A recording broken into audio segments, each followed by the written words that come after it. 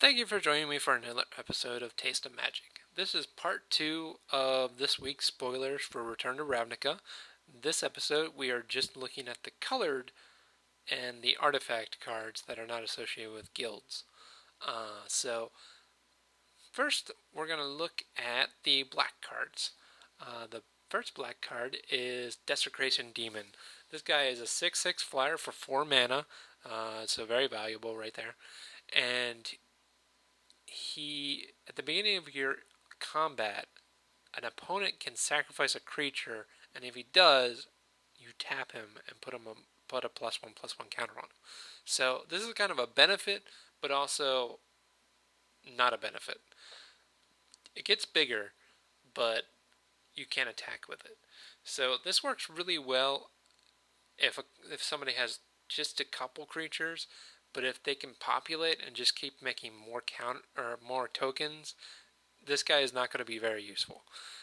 But against any of the other guilds besides Selesnya, this guy is pretty good. Because at most they're going to be able to sacrifice creatures like once or twice, and then by then he's bigger, and when you finally get to attack, he's really big. He seems like a good card. I don't know. He seems good to me. Next is Underworld Connections. Underworld Connections is basically Phyrexian Arena, but you enchant a land, which has a benefit and a backdraw. The benefit is you can activate it whenever you want. So you can do it the very first turn you play it, as opposed to Phyrexian Arena where you have to wait till the next turn before you get a benefit. And you can also decide to not do it if you don't have the life to pay. The backdraw, of course, is that it's an enchant land, meaning that you now have to tap an extra land to do it, so you essentially lose one land if you want to do this. It also makes it a little bit more vulnerable because they can destroy your land or your enchantment. So it's Phyrexian Arena, but not quite. So those are the black cards. Next we have blue cards. First is Sphinx the Chimes. Sphinxes are cool. Well, like to get a couple Sphinxes here and there. It's a 5/6 for 6. Fairly good value for blue. You know, blue doesn't have very big creatures, but a 5/6 for 6 is pretty good value for blue. So he has an interesting ability. Discard 2 non-land cards that share a name, and you draw 4 cards, which is really interesting. Like the Sphinxes, they've really done a good job of making the Sphinxes interesting. And, you know, they all kind of, most of them have draw card effects, but they all seem a little bit different. So this one's really neat. Next we have the Stealer of Secrets. The 2/2 for 3. And when it does combat damage to a player, you get to draw a card. There's been cards like this before. You know, the Ophidian. But it's a 2/2 instead of a 1/1. And it doesn't have any evasion, so it's not like, you know, I don't know. But if you give it some kind of evasion, either unblockability or island walk or flying, you know, then you can get some value out of it. Next we have the Skyline Predator. This guy is a 3/4 flying, and he has flash. This is a cool card, and there is a bird from Innistrad that I keep running into that gives me problems. It's a 2/3 for flash, and so I think this guy's going to be useful. He is kind of expensive though, at 6 mana. Like if you lose 6 mana open and you're playing blue, they're probably going to guess you're going to do something, but they're probably not going to guess that you're going to lay down a blocker when they go to attack. So definitely useful, you know, as a blue player. The fact that he has flash makes him playable. If he didn't have flash, he wouldn't be very good. But the fact that he has flash and flying, I think he could be useful. Another blue card, Fairy Imposter.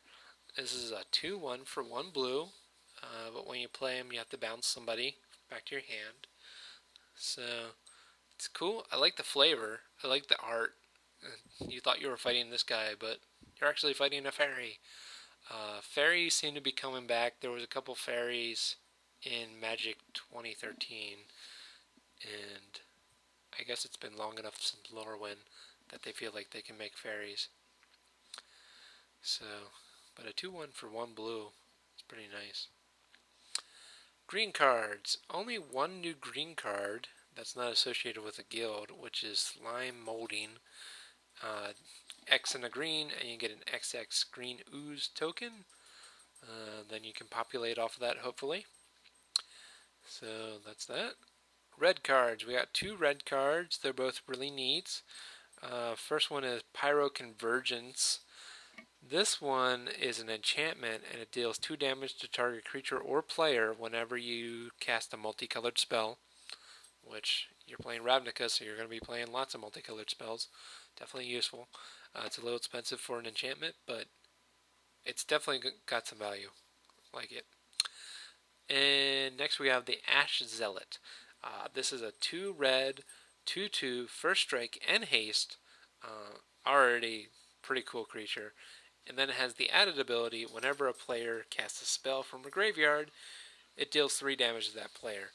Interesting ability. I mean, coming off of a graveyard set, it has a use. I don't know how often you're actually going to get that 3 damage, but, play against a zombie deck, then maybe when they're casting all their grave crawlers back, you can keep doing 3 damage to them. But it seems like a knight. She seems like a knight, like 2 red for 2/2 first strike. Oh, it seems like a knight, but she's a warrior. Then we have a 2 white creature, which is the Precinct Captain. He's 2 white. He also has first strike. He also has an interesting ability where whenever he does combat damage to a player, you get a 1/1 soldier token. So that's cool. Definitely a cool soldier card. If you like soldiers, you want this guy in your deck. Not much more to say than that, but he is cool. Lastly, we have a couple of artifacts. So there is the Pithing Needle. This is a reprint from Kamigawa, and this is one of those reprints that just kind of needs to happen for Modern. Every once in a while they need to reprint certain cards, like they said they would, and Pithing Needle is definitely a card that probably needs to be reprinted. It's been quite a while since Pithing Needle was around, and it's a very useful card. You can either sideboard it or even put it in your main deck, but of course, if you get it the first turn, first round, then you don't know what your opponent's playing, so it seems more like a sideboard card. But definitely, people need Pithing Needles. So, second artifact is cool. Love the art, which is the Tablet of the Guilds. It is basically a double Lucky Charm, pretty much. So, it enters the battlefield. You choose 2 colors.